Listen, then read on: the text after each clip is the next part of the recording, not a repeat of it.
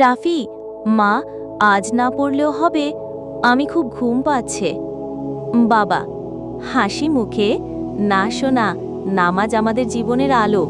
যে নামাজ পড়ে না সে নিজের জীবন অন্ধকার করে ফেলে। হাবিবা, আমিও নামাজ পড়ব বাবা, রাফিকে নিয়ে চলো। নামাজ মানুষকে গুনাহ থেকে বাঁচায়। আল্লাহ আমাদের দোয়া কবুল করেন। যে নামাজকে ভালোবাসে আল্লাহ তাকে ভালোবাসেন। রাফি মনোযোগ দিয়ে শুনছে, তার চেহারায় পরিবর্তন দেখা যায়। নামাজ মানুষকে পাপ থেকে রক্ষা করে। সত্যি? তাহলে আমরাও নামাজ কখনো মিস করব না।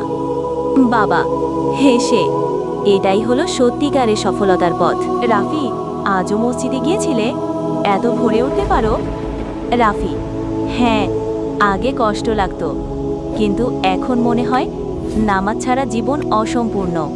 নামাজ পড়লে আল্লাহ মন শান্ত করেন, বিপদ থেকে বাঁচান। তুমি চাইলে আজ আসর নামাজে আমার সঙ্গে যাবে? বন্ধু এক, আচ্ছা, আমি চেষ্টা করব।